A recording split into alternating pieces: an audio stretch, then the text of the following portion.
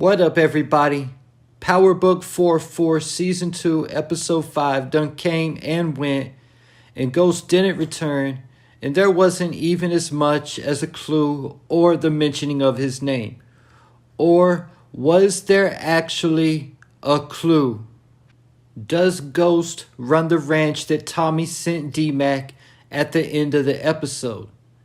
If Ghost does run the ranch, this would entail that Tommy already knows that Ghost is alive.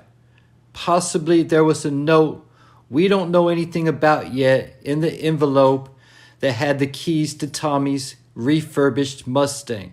So why would Ghost be running a youth camp in the middle of nowhere and not hanging out somewhere like Miami or London running a club?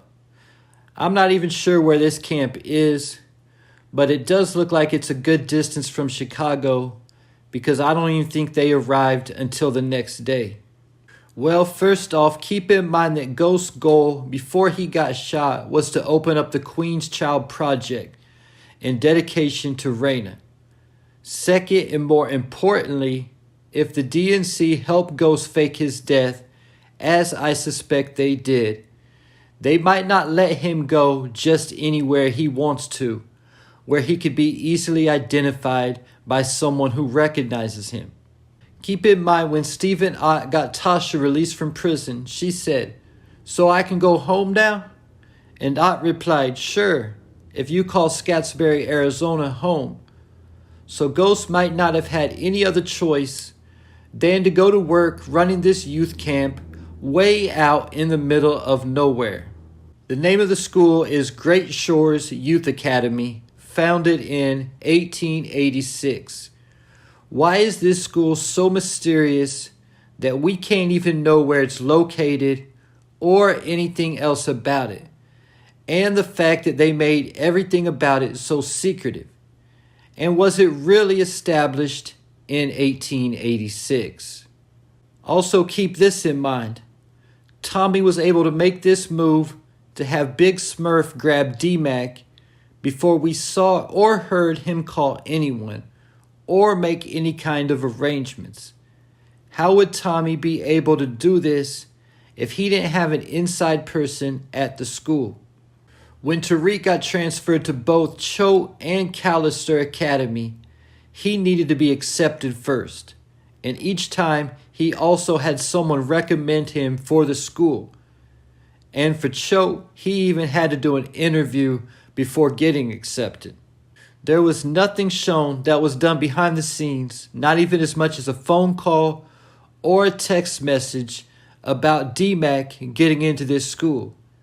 Is this because he contacted Ghost to get D-Mac into the school? When Tommy was about to get off the phone with D-Mac, he almost told him he loved him, but thought about it twice, knowing if he did that, D-Mac might lose that fear that Tommy needs everyone, even family, to have for him. We saw from this episode, even Kate knows that Tommy is capable of killing her. But Tommy did tell D-Mac that when he thinks everything is okay, D-Mac can come home. Then he went on to tell him the main point of me making this video. Tommy told D-Mac don't even try to sneak away to come home because he has eyes on him night and day. Who could Tommy possibly know at this academy who will have eyes on D-Mac night and day? Because Big Smurf and Bones aren't going to be staying out in the middle of nowhere keeping an eye on D-Mac. He has to be talking about Ghost will have his eyes on D-Mac night and day, reporting back to Tommy what D-Mac is doing. Tommy will probably be on the phone telling D-Mac everything that he's been doing. Then D-Mac will be like, "How you know everything I've been doing, Uncle Tommy?" And Tommy will tell him, "I told you, I have eyes on you night and day." And this would also explain the whole reason why Tommy refused to tell Kate the truth about D-Mac. Tommy seemed so cold-hearted for letting Kate think that D-Mac was dead, which caused her to go back to using cocaine. But Kate would be one of the last people Ghost would want knowing that he is alive. So they would have to act like D-Mac is dead or whatever. They wouldn't be able to tell Kate anything because she might go out looking for D-Mac to visit him, then bump into Ghost. As for D-Mac, he could be around Ghost night and day and not even know it. But the thing is, D-Mac might have his phone with him, so let's hope he doesn't try to call Kate or anything like that. Or maybe even he takes a picture with Ghost, then texts it to Kate, so she figures out that Ghost is alive that way. I made the comparison last week of D-Mac killing Seamus to a young Michael Corleone killing Sollozzo and McCluskey. With McCluskey being the police captain, Michael also had to leave town. He actually went out the country to Italy until they thought it would be safe for him to come home. And this ranch that D-Mac is going to is a whole lot more like Michael going to Italy than it would be if D-Mac just went to stay with Kate in New York like I had predicted would happen. This will also be a culture changer for D-Mac like Italy was for Michael. But at the end of the day, Italy didn't even end up being safe for Michael after one of his guards sold him out to a higher bidder. And there was a bomb planted under Michael's car that killed his wife. So in the same type of way, will something happen at this ranch that will put a threat on D-Mac's life, like the car bomb with Michael? Could some of Ghost's enemies get word that he's alive and where he's located and come hunting him? As a result, this would put D-Mac in danger, and we could potentially see D-Mac save Ghost's life when Ghost's enemies come for him.